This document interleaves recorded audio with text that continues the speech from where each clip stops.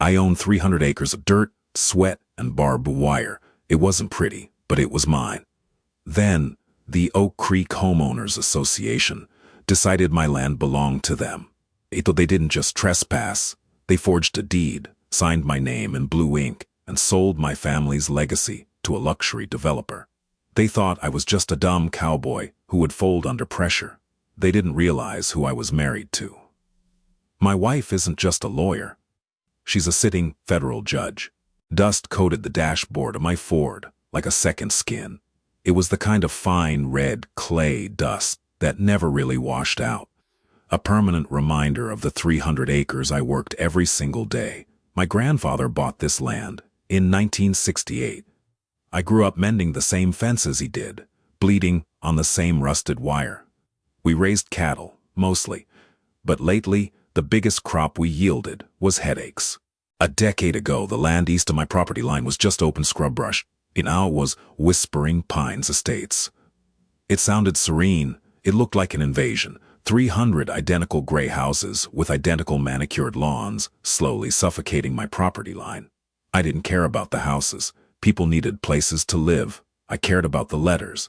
They started arriving in early spring, crisp white envelopes bearing the gold-embossed logo of the Whispering Pines Homeowners Association. I threw the first 3 in the wood stove. I didn't live in Whispering Pines. My property predated their development by half a century.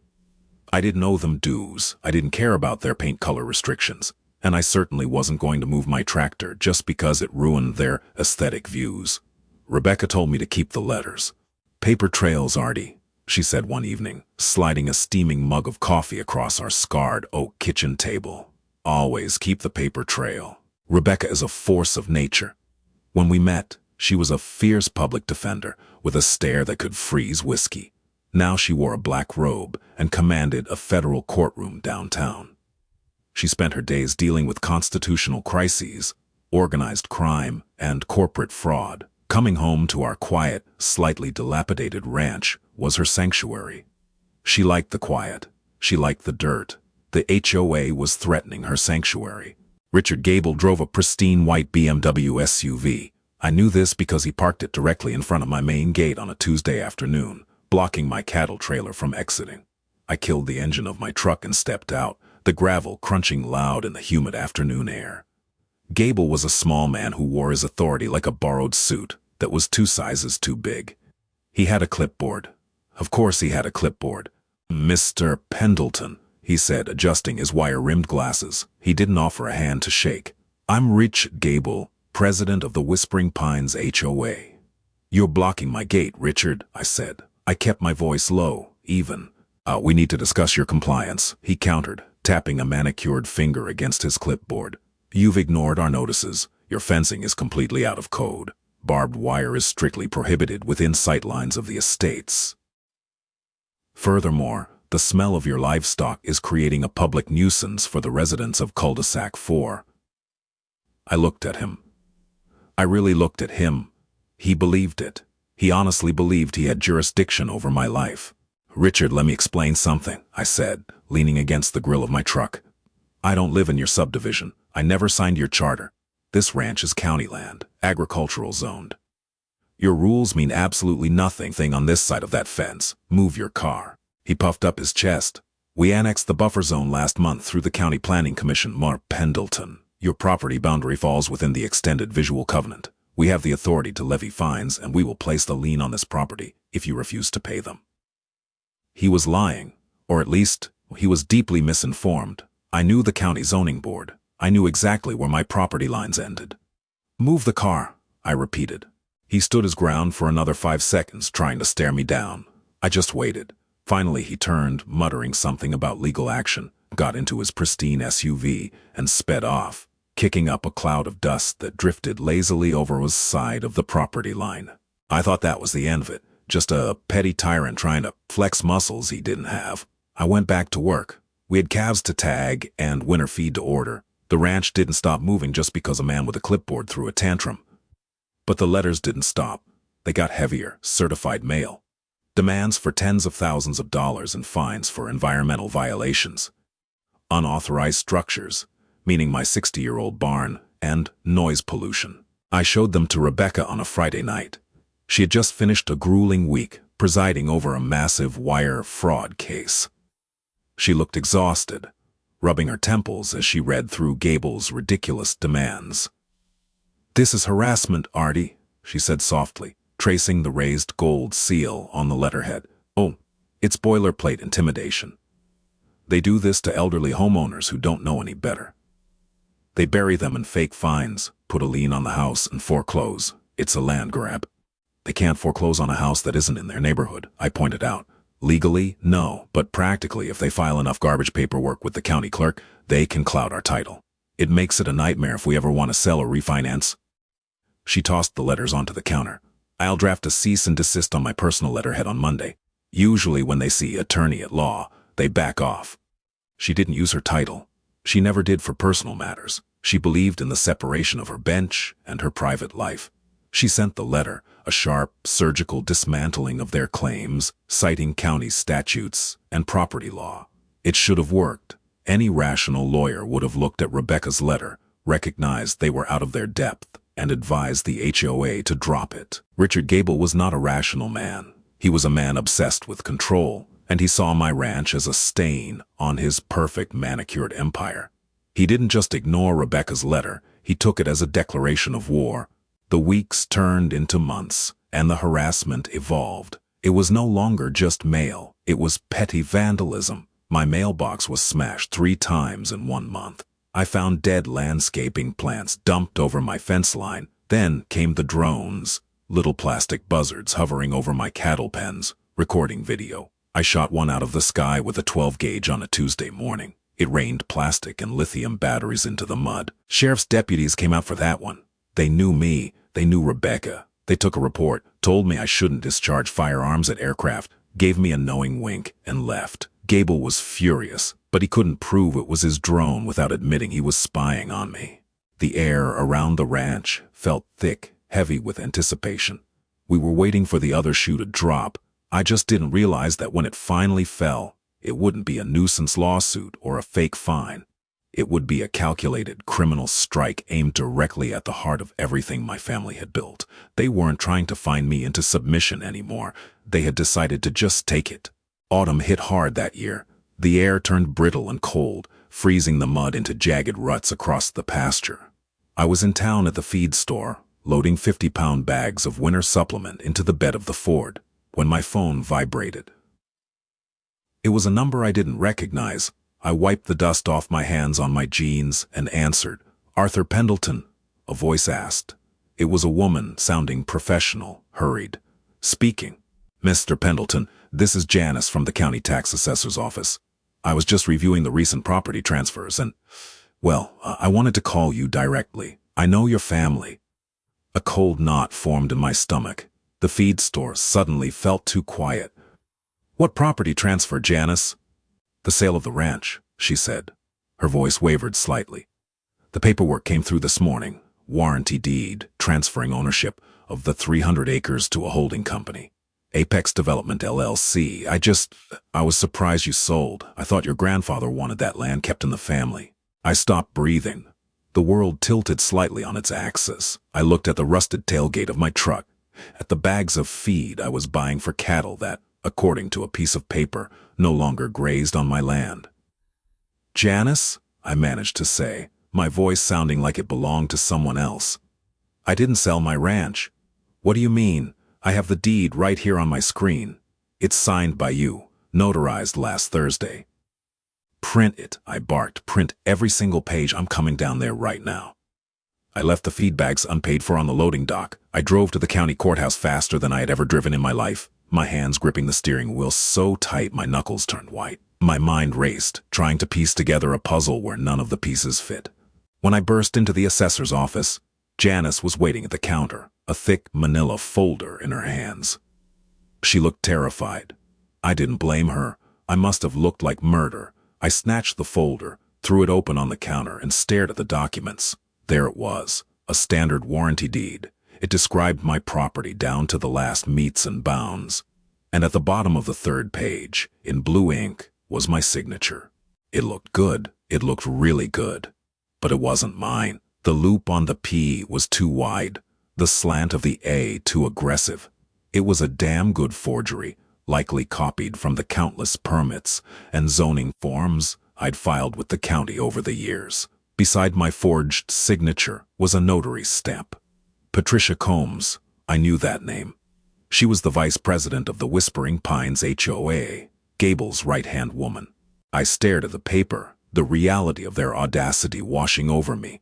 They hadn't just tried to find me. When the harassment didn't work, when Rebecca's letter shut down their legal bullying, they had simply manufactured a fake deed. They forged my name, used their own corrupt notary to make it official, and sold my land to a shell company. Apex Development LLC was undoubtedly owned by Gable or his associates. They planned to bulldoze my history and pave it over with cul-de-sacs.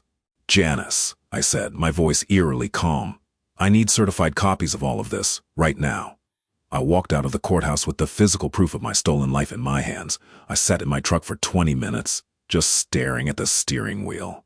The rage was a physical thing, a heavy pressure in my chest, threatening to crack my ribs. I wanted to drive to Whispering Pines. I wanted to find Richard Gable and drag him out of his pristine white SUV. I wanted to hurt him. Instead, I pulled out my phone and called my wife. Rebecca's clerk answered. "Judge Pendleton's chambers. It's Artie. I need to speak to her, right now." "She's in chambers, Arthur, but she asked not to be disturbed unless—" "Disturb her," I cut in. "Tell her our home is gone." 10 seconds later, Rebecca was on the line. "Artie, what happened? Are you hurt?" I took a deep breath. "I'm fine. But the ranch isn't. Gable and his HOA. They forged a deed, Becca. They forged my signature, got their own VP to notarize it, and filed it with the county. They transferred the title to a shell company."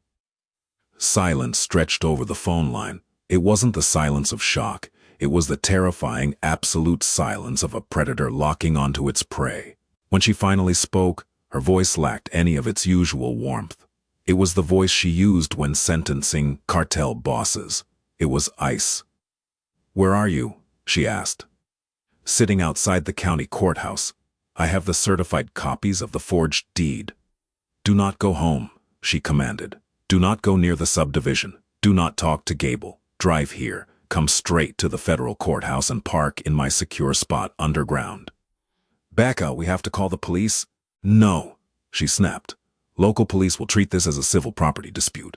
They'll tell us to hire a lawyer and sort it out in court. Gable is counting on that. He's counting on dragging us through a 5-year civil litigation process while he bulldozes the fences and claims adverse possession. Then what do we do?" "He crossed a line, Artie. This isn't a zoning dispute anymore. Forging a deed to steal a multi-million-dollar property and using the U.S. postal system and electronic wire transfers to file and process the fraudulent transaction." I could hear her standing up, the rustle of her heavy judicial robe. "That's felony wire fraud. That's real estate fraud. That's a federal crime." I swallowed hard. "Okay, I'm on my way." "Artie." "Yeah." "They thought they were dealing with a dirt farmer who couldn't fight back," she said softly. "They didn't check the spouse's occupation on the county tax records.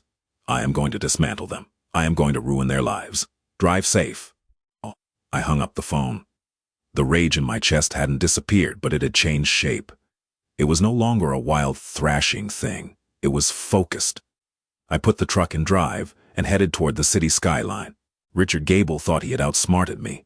He thought a forged piece of paper and a corrupt notary stamp made him untouchable. He was about to learn a very painful lesson about federal jurisdiction and exactly what happens when you try to steal a ranch from a woman who holds life tenures on the federal bench. Marble floors echo differently when you're wearing scuffed work boots. Walking into the United States courthouse, I felt like a trespasser in my own wife's world. But security recognized me immediately. The marshals at the front desk nodded, bypassing the usual metal detector routine and waving me toward the private elevators reserved for judges and staff. My hands were shaking, not from fear, but from the sheer, unadulterated adrenaline of knowing our lives were being stolen by a man who measured his self-worth in perfectly edged lawns. Rebecca's chambers were on the 9th floor. It was a sprawling suite of rooms, paneled in dark walnut, smelling faintly of lemon polish, old paper, and the bitter black coffee she drank by the gallon. Her clerks, Two brilliant, exhausted-looking law school graduates glanced up from their monitors as I strode past their desks. They knew better than to ask questions when I looked like a storm front rolling in. I pushed open the heavy oak door to her inner office. Rebecca was standing by the floor-to-ceiling window overlooking the city skyline, her black robe draped over the back of her leather chair.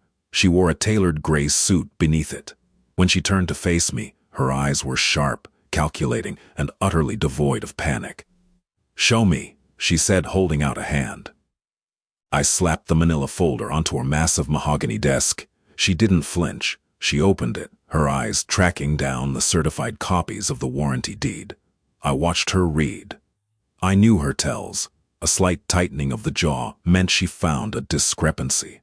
A narrowed gaze meant she found a vulnerability. Right now, her expression was a terrifying, absolute blank. "Patricia Combs," Rebecca muttered, tapping a manicured fingernail against the notary's stamp. Vice President of the Whispering Pines HOA, she notarized a forged signature on a document transferring 300 acres of agricultural land to a limited liability company. "Apex Development," I added, sinking into one of the wingback chairs opposite her desk. "Janice at the assessor's office said it was filed electronically yesterday afternoon. They didn't even mail it in. They wired the filing fees." "Electronic filing," Rebecca repeated, a grim smile finally touching the corners of her mouth. "They crossed state lines with the server pings. They used the internet to execute a fraudulent real estate transaction." She looked up at me. "Artie, do you know what the penalty is for a single count of federal wire fraud?" "No. 20 years in federal prison. And that's just one count. If they mailed anything related to this, a confirmation, a tax document, that's mail fraud, another 20 years. If they move any money out of Apex Development that they borrowed against our land, that's money laundering." She walked over to her desk and picked up her phone. "I cannot preside over a case involving my own property. That's an obvious conflict of interest, but I don't need to preside over it to destroy them. I just need to introduce them to the right people." She dialed a number from memory. I sat there, listening to my wife shift from a judge to a victim, and finally, to an apex predator. "Bill," she said when the line connected. Her tone was casual, but the underlying steel was unmistakable. "It's Rebecca. I need a favor. No, not a judicial favor. I need you in my chambers. Bring a notepad. Someone just committed a multi-million-dollar title fraud against my husband." 30 minutes later, Special Agent William Hayes of the FBI's white-collar crime division walked through the door. Hayes was a tall, weary-looking man with thinning gray hair and a cheap suit that looked like he slept in it. But his eyes were alert, taking in the room, the folder on the desk, and finally, me. "Judge," Hayes said, nodding respectfully. "Arthur, Etty." Rebecca didn't waste time on pleasantries. She slid the forged deed across the desk. Hayes put on a pair of reading glasses and leaned over the document. The room was dead silent for 5 minutes. I could hear the faint hum of the city traffic 9 stories below. "It's a bold play," Hayes finally said, taking off his glasses. "Stupid, but bold. They're banking on the fact that most victims of title theft don't find out until a construction crew shows up, or until they try to refinance. By then, the shell company has taken out massive loans against the property equity and vanished, leaving the homeowner to untangle the mess in civil court." "They aren't going to vanish," I said, my voice rough. "Apex Development is Richard Gable. I'd bet my life on it." "We don't bet lives, Arthur," Hayes said mildly. "We follow paper trails. An LLC requires a registered agent. Usually, these guys use a registered agent service in Delaware or Wyoming to hide their names. But if Gable is arrogant enough to forge a deed on a sitting federal judge's property, he might be arrogant enough to be sloppy." Hayes pulled out a heavily encrypted agency phone and sent a few text messages. "I'm having my financial analysts run a trace on Apex Development LLC. We'll find the incorporation documents, the tax ID, and the bank accounts tied to the filing fees. I'm also going to pull the electronic footprint from the county clerk's portal to get the IP address of whoever uploaded this garbage."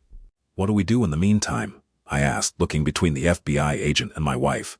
"Do I just go home and wait for them to steal my cattle?" Rebecca walked around the desk and put a hand on my shoulder. Her grip was firm. "You go home, Artie. You feed the herd. You mend the fences. You act completely, utterly normal. Gable thinks he won. He thinks the paperwork is buried in the county system, and you won't notice for months. Let him think that. And when he shows up, I asked. When he shows up to claim his new property, Hayes answered, a predatory glint in his tired eyes. You let him talk. You let him establish a timeline of intent, and you record every single word. We need him to hang himself before we kick the chair out from under him. Friday morning tasted like frost and diesel exhaust. The sun was barely cresting the eastern ridge, casting long, bruised shadows across the pastures. I was holding a steaming thermos of black coffee, leaning against the wooden railing of the front porch, watching the gravel road that led to my main gate. Special Agent Hayes had called late Thursday night. His analysts had cracked the shell company in less than 6 hours. Gable hadn't used a Delaware proxy. He had registered Apex Development in a neighboring state using his brother-in-law's home address as the registered agent. But the banking details for the filing fees traced directly back to an account owned by the Whispering Pines HOA. They hadn't just used a shell company. They had misappropriated HOA funds to pay for the fraudulent real estate transfer. It was a cascading waterfall of federal crimes, and Gable was standing right at the bottom with a bucket, oblivious to the flood coming his way. I heard the heavy rumble of machinery before I saw it.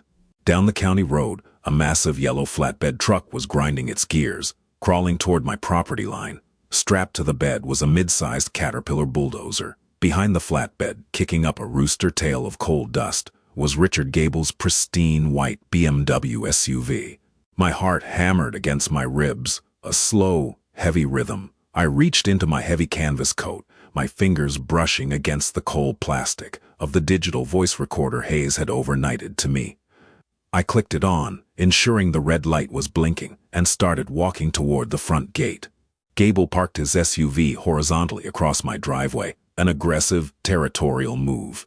He stepped out, wearing a quilted vest over a crisp, button-down shirt, looking like he was dressed for a catalog shoot rather than a demolition. Two men, in high-visibility vests, climbed out of the flatbed cab, looking confused. "Morning, Richard," I called out, stopping about 10 feet on my side of the gate.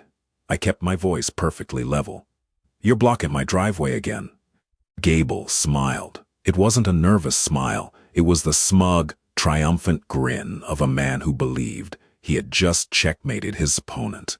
He walked up to the heavy iron gate and rested his hands on it. "It's not your driveway anymore, Arthur," Gable said smoothly. His voice carried in the crisp morning air, easily loud enough for the recorder in my pocket to pick up. "I think you'll find that as of Wednesday, this property belongs to Apex Development. And as the managing director of Apex, I am officially giving you notice to vacate." I forced myself to look confused, playing the part of the dumb, blind-sided cowboy he expected me to be. "What the hell are you talking about, Richard? I didn't sell this ranch. I didn't sign anything." "The county records say otherwise," Gable countered, pulling a folded document from his vest pocket. He waved it at me. It was a copy of the forged deed. "Signed, notarized, and filed. It's a done deal, Arthur. We've already secured the permits to demolish the old barn and level the western pasture for Phase 3 of Whispering Pines." "You forged my name," I said. I needed him to explicitly deny it or deflect, confirming his knowledge of the document's origins. "You forged my name and had Patricia Combs stamp it." Gable let out a sharp, dismissive laugh. "You're delusional. You signed it, took a cash buyout, and now you're having seller's remorse. It happens, but it doesn't change the facts. I own this dirt now." He turned to the two men in the high-visibility vests who were standing by the flatbed. They looked uneasy. They were contractors, just guys trying to earn a paycheck, and they clearly didn't like the tension in the air. "Unload the cat," Gable barked at them. "We're taking down that dilapidated barn today. Start clearing a path through the fence line." One of the contractors, an older guy with a thick gray beard, took a step forward. "Mister, I ain't cutting no fences with cattle in the field, and I ain't knocking down a barn until I see a sheriff's deputy out here confirming an eviction. This looks like a dispute, and I don't do disputes." Gable's face flushed red.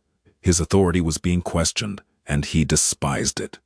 "I am the legal owner of this property," he snapped. "I have the deed right here. If you don't do your job, I'll find a crew who will, and you won't see a dime of the mobilization fee.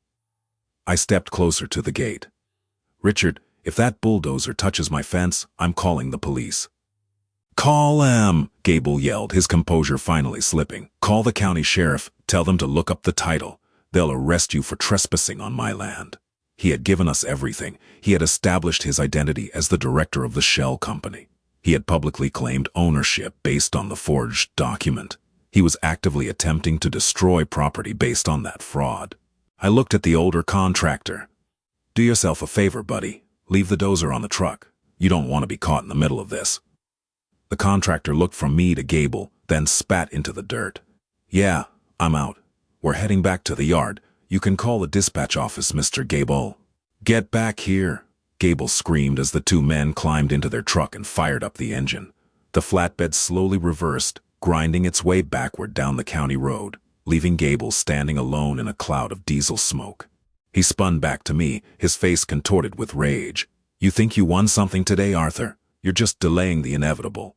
I'm going to bring a crew out here tomorrow, and if I have to hire private security to drag you off this land, I will. This ranch is mine. We'll see about that, Richard, I said softly. I turned my back on him and walked toward the house. I didn't look over my shoulder as he got into his BMW and sped away. As soon as I was inside, I pulled the recorder from my pocket, plugged it into my laptop, and emailed the audio file directly to Special Agent Hayes and Rebecca. The trap was baited, the snare was set, and Richard Gable had just leaped headfirst into the wire. Coffee tasted different that Monday morning. It tasted like anticipation. I sat on the top rail of my corral, a worn travel mug warming my calloused hands, and watched the main county road leading into Whispering Pines. Special Agent Hayes had called Rebecca late Sunday night on her secure line. He didn't give specifics. He couldn't, even to a federal judge, not when it involved an active tactical operation. He just told her that I might enjoy the view from my property line around 7 in the morning. The air was bitterly cold, the kind of sharp autumn frost that kills the last of the summer grass and hardens the pasture mud into jagged iron. I could hear the cattle shifting in the lower pens, their heavy breath rising in thick, white plumes against the gray dawn. For 3 generations, my family had bled into this soil. My grandfather broke his back clearing the timber by hand.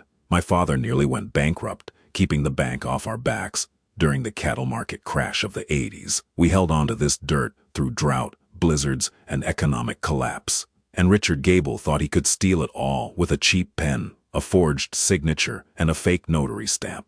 At exactly 6:55, the procession arrived. It wasn't loud. There were no wailing sirens, no flashing blue lights bouncing off the trees. Federal law enforcement doesn't need to make noise when they already hold all the cards and have the element of total surprise. A line of 6 dark, unmarked SUVs turned off the county highway in unison. They rolled past my rusted barbed wire gate, heading straight into the manicured, stone-pillared entrance of the Whispering Pines subdivision. They moved with a slow, methodical, predatory grace. I climbed down from the corral, got into my truck, and drove the perimeter fence line that bordered their neighborhood. I parked my Ford behind a thick stand of dying oak trees on my side of the boundary, giving me a perfectly clear view of the HOA clubhouse and Gable's massive 2-story colonial house sitting at the end of the main cul-de-sac. Agents wearing heavy tactical vests and navy blue windbreakers with large yellow FBI lettering poured out of the vehicles before the tires even completely stopped rolling. They didn't knock politely. A heavy steel battering ram shattered the custom mahogany front door of Gable's house, splintering the expensive wood into kindling. Agents swarmed inside, weapons drawn, sweeping the residence. At the exact same moment, another tactical team hit the neighborhood clubhouse down the street, carrying stacks of flattened cardboard boxes and heavy plastic bins. A few miles away in town, as Hayes later explained to me, Patricia Combs was walking into her day job at a local title agency. 2 agents stepped out of an unmarked sedan, flashed their federal badges, and slapped heavy steel handcuffs on her wrists right in front of her branch manager and a lobby full of morning clients. They didn't read her rights in a soft whisper. They spoke clearly and loudly. They didn't let her grab her purse or call her husband. They just put her in the back seat of a government vehicle and drove away, leaving her entire professional reputation in burning ruins on the lobby floor.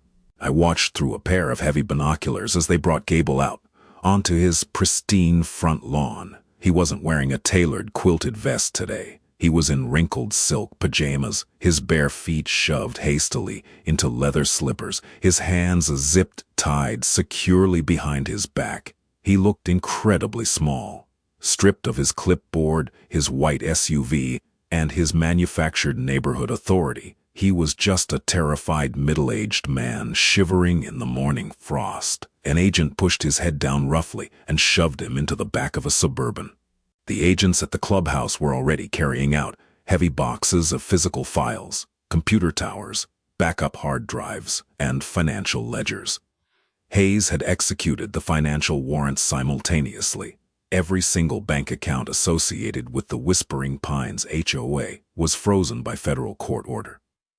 The residents of that subdivision woke up that morning to find their neighborhood association was completely bankrupt, under a massive federal investigation, and their president was on his way to a holding cell. The landscaping crews would be turned away. The private garbage collection was canceled. Gable had destroyed his own community just to try and take mine. I lowered the binoculars and leaned back against the worn vinyl seat of my truck. I didn't feel joy, exactly. Joy was too light, too fleeting a word for this. It was a heavy, settling, profound satisfaction. The kind of physical relief you get when you finally pull a deeply embedded, infected thorn out of your palm. Gable had built a pathetic little fiefdom based on intimidation and petty rules. He had weaponized lawn height and exterior paint colors to bully elderly residents into submission, and when that wasn't enough to feed his ego, he tried to weaponize the legal system against me. He fundamentally misunderstood how the law worked, and more importantly, he misunderstood who guarded it. When I drove back to the ranch house, Rebecca was sitting at the kitchen table. She was fully dressed in her black judicial robes, drinking black tea, with a tablet propped up in front of her as she read the morning legal briefs for her own docket. "They hit the subdivision," I told her, hanging my heavy canvas coat on the iron hook by the door. "Took Gable out in his pajamas. Clean sweep." Rebecca didn't smile. She just took a slow sip of her tea. "The United States Attorney's Office filed the grand jury indictment under seal on Friday afternoon," she said, her voice entirely devoid of sympathy or warmth. "Hayes executed the search warrants flawlessly. The financial trace was absolutely damning, Artie. Gable didn't just use HOA funds to pay the electronic filing fees for the forged deed. He used the HOA's emergency reserve accounts to pay a heavy machinery contractor a $50,000 retainer to bulldoze your property. He crossed the wires completely. He committed embezzlement, federal wire fraud, and aggravated identity theft, all in one swing." I sat down across from her, listening to the quiet hum of the refrigerator. "So what happens to him now?" I asked. "Now," Rebecca said, closing her tablet with a sharp, decisive snap, "he enters the federal meat grinder, and the federal government does not lose. Federal courthouses are not designed for comfort, and they certainly aren't designed to make you feel welcome. They are designed entirely for intimidation. They feature brutalist stone architecture, towering 30-foot ceilings, and enough cold, polished marble to make you feel completely insignificant the moment you walk through the security metal detectors." I took a seat in the very back row of the wooden gallery benches in courtroom 4B. This wasn't Rebecca's courtroom. It belonged to Magistrate Judge Thomas Harrison, a man known throughout the district for a severely sour demeanor and an absolute, uncompromising intolerance for white-collar nonsense. Rebecca wasn't anywhere near the gallery. As a sitting judge in the same federal district, her physical presence in the room would create an unnecessary media circus and potentially give Gable's defense attorney grounds to claim judicial bias or improper influence. Instead, she was upstairs in her chambers on the 9th floor, reading the live stenographer's transcript as it was typed directly into the federal docket system. I was her eyes in the room. I wore my best dark suit, the one I usually saved for weddings and funerals, because you respect the court, even if the man standing in front of the judge doesn't respect anything. Richard Gable was brought in through the heavy side door by 2 armed marshals. He was wearing an oversized, violently bright orange canvas jumpsuit. The silk pajamas were gone, replaced by standard-issue Department of Corrections gear. His wrists were shackled to a chain around his waist, and iron cuffs bound his ankles, forcing him to shuffle awkwardly toward the defense table. His head was on a constant swivel, his eyes wide and frantic, darting around the cavernous room. He didn't look like a smug real estate developer anymore. He looked like a cornered rat trapped in a maze he couldn't understand. Patricia Combs sat at a separate table on the other side of the aisle, sobbing quietly into a crumpled paper tissue. She had already cracked under the pressure of the FBI interrogation room. Assistant United States Attorney Blake stood at the prosecution table, calmly organizing his files. He didn't look at Gable, he looked at Judge Harrison. Judge Harrison adjusted his reading glasses and glared down at the sprawling, multi-page indictment, resting on his elevated bench. "Mr. Gable," Harrison's voice boomed suddenly through the microphone, echoing harshly off the dark wood-paneled walls. "You are currently charged in a 12-count federal indictment returned by the grand jury. These charges include 4 counts of federal wire fraud, 2 counts of mail fraud, 1 count of aggravated identity theft, 3 counts of money laundering, and 2 counts of conspiracy to commit federal crimes." Gable flinched physically with every single count, his shoulders jerking as if Harrison were physically hitting him with a hammer. "Your Honor," Gable's defense attorney stepped forward. He was a slick-looking guy wearing a custom $3,000 suit, desperate to control the narrative. "My client pleads not guilty to all charges. We formally request reasonable bail. Mr. Gable has deep, established ties to this community. He is a prominent property manager and a highly respected homeowner." Prosecutor Blake didn't even raise his voice to object. He simply opened a thin manila folder. "Your Honor, the government vehemently opposes bail of any amount. Mr. Gable's supposedly deep ties to the community involve directly embezzling over $100,000 from the Whispering Pines Homeowners Association reserve fund to facilitate a massive, calculated real estate fraud against a neighboring property owner. We have verified audio recordings of the defendant actively attempting to enforce a forged deed while commanding a bulldozer. Furthermore, the victim of this brazen fraud is the spouse of a sitting federal judge in this very district. Mr. Gable has shown a complete, sociopathic disregard for the law, the authority of the court, and the fundamental property rights of citizens. He is an extreme flight risk and a clear and present danger to the financial stability of his own community." Harrison leaned over the heavy wooden bench, staring directly down at Gable with a look of pure disgust. "You forged a legal deed to steal 300 acres of private land, and you used the Postal Service and interstate banking wire systems to execute the theft. You financed this criminal enterprise by robbing your own neighbors blind. I wouldn't trust you out on the street if you were physically tethered to this desk." Harrison picked up his wooden gavel and slammed it down with a crack like a rifle shot. "Bail is absolutely denied. The defendant will be remanded immediately to federal custody pending trial." Gable completely panicked. The remaining color drained from his face, leaving him looking like a ghost. He spun around, pulling against his waist chains, looking desperately out at the gallery for anyone to help him. That was when he saw me. I was sitting completely motionless in the back row, my hands folded neatly in my lap, staring a hole straight through him. Our eyes locked across the courtroom. For months he had looked at me and seen nothing but a target. He saw a dirty, uneducated rancher he could easily bully off a piece of prime real estate to build more cul-de-sacs. Now looking at me through the metaphorical bars of his own making, the crushing reality of his situation finally caught up with his arrogance. He opened his mouth, mouthing something frantic that I couldn't hear over the noise of the marshals forcefully grabbing his chains to drag him away. At the other table, Patricia's public defender was already whispering frantically to Prosecutor Blake. Leaning over the aisle, they were negotiating a desperate plea deal right there in the open courtroom. She was going to testify against Gable in exchange for leniency, confirming every single forged signature and fake stamp. The HOA board was collapsing like a house of wet cards, its members scrambling to avoid federal prison by pointing their fingers directly at their former president. I stood up, buttoned my suit jacket, and walked out of the courtroom before they even got Gable through the side doors, back to the holding cells. The air outside the courthouse was sharp, cold and incredibly clean.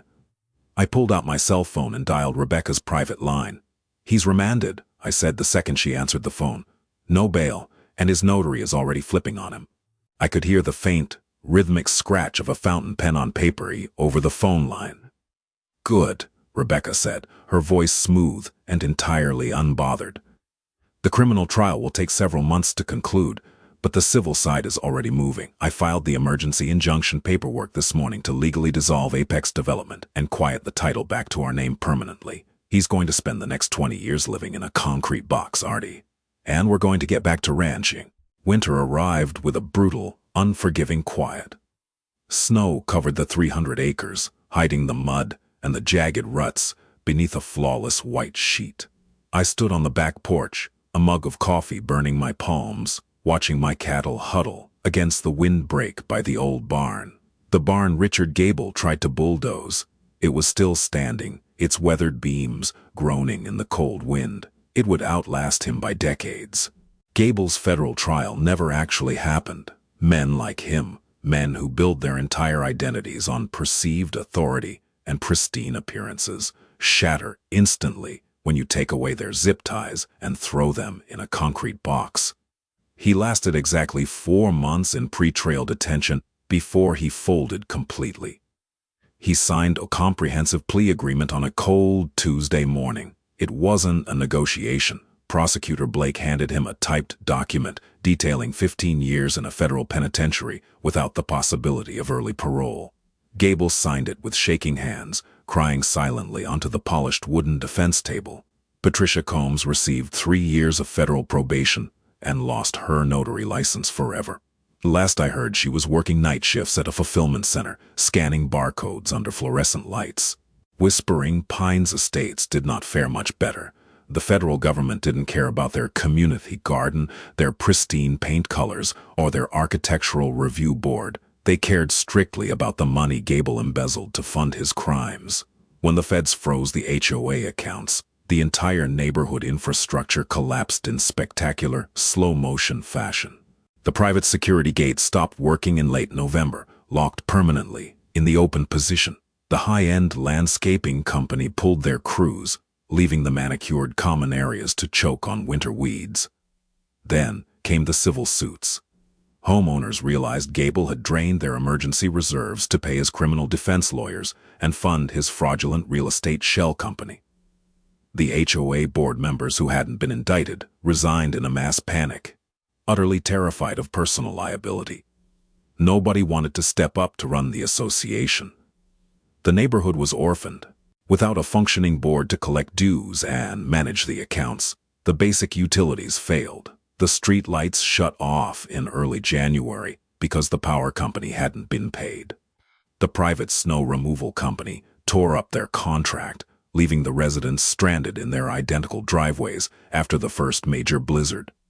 Gable hadn't just stolen from them, he had stripped away their ability to function as a community.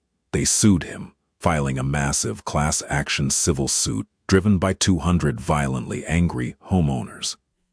But they were fighting over scraps. The feds had already seized Gable's personal assets to pay restitution. His custom BMW was auctioned off in a government impound lot. His towering colonial house was seized and boarded up, a massive padlock chained to the shattered front door. I drove my Ford past their main entrance every week on my way to the feed store. I didn't gloat. I just watched the paint peel on their gold-embossed entrance sign. They wanted to steal my dirt to build more identical gray houses. Now their identical houses were depreciating in value by the day, trapped in a legal nightmare of their own making. Back on my side of the fence, the air was clean. The county assessor's office was deeply apologetic. Janice, the clerk who had originally flagged the transfer, personally oversaw the reversal.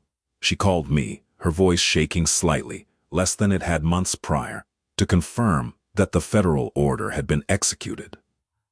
Apex Development was legally dead, its corporate corpse dissolved by federal mandate.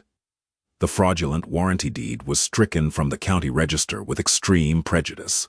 When I finally held the corrected, certified copy of my deed, the one proving this land belonged to Arthur Pendleton and absolutely no one else, the paper felt heavier. It carried the weight of what we almost lost and the terrifying velocity of how fast we got it back. Rebecca took a rare week off from the bench in late December. We didn't travel to a tropical resort or book a cruise. We stayed right here. She traded her heavy black judicial robes for worn denim jeans, heavy leather boots, and a thick wool sweater. For 5 days, my terrifying, brilliant wife dragged hay bales through the snow, her breath pluming in the freezing air, her cheeks flushed with the physical effort of keeping a working ranch alive. One evening, as the sun dipped behind the western ridge and painted the snow fields in bruised shades of purple, we walked down to the eastern fence line, the boundary that separated our history from their collapse. The rusted barbed wire was coated in frost, sharp and unyielding. Rebecca leaned against a wooden fence post, resting her chin on her crossed arms, looking out over the silent, dark houses of whispering pines. "It's quiet," she murmured, her voice carrying easily in the crisp air. "Too quiet for them," I replied, wrapping an arm around her shoulders. "They miss having someone tell them what color to paint their front doors." She leaned into my side. Gable thought power was a clipboard and a title. He thought he could just manufacture jurisdiction and print his own reality. She shook her head, a grim, satisfied smile touching her lips. "Power's the clipboard, Artie. Power is the foundation you build on. You built this ranch on blood and sweat. I built my career on the United States Constitution. He built his empire on stolen money and fake paper. It was always going to burn." We turned our backs on the subdivision and walked up the hill toward the farmhouse. The lights in the kitchen windows cast a warm, golden glow across the snow. Inside, the wood stove was burning hot, smelling of hickory and dry pine. We were safe. There would always be another Richard Gable. There is always going to be someone who looks at what you have built and decides they deserve it more. They will try to bury you in paperwork, intimidate you with fake authority, or just straight up steal your legacy. But they usually make one fatal mistake. They assume you won't fight back. I owned 300 acres of dirt, sweat, and barbed wire. It wasn't pretty, but it was mine. And God help the next person who tries to take it. That's how a corrupt HOA president found out the hard way that you never forge a deed, and you absolutely never pick a fight with a federal judge. Gable traded his pristine neighborhood for a 15-year sentence in a concrete cell, and my family's ranch is safe for another generation. If this story made your blood boil and proved that karma occasionally carries a heavy gavel, do me a favor. Hit that like button, share this video with anyone who's ever dealt with a tyrannical neighborhood association, and subscribe to the channel for more incredible true stories of justice served cold.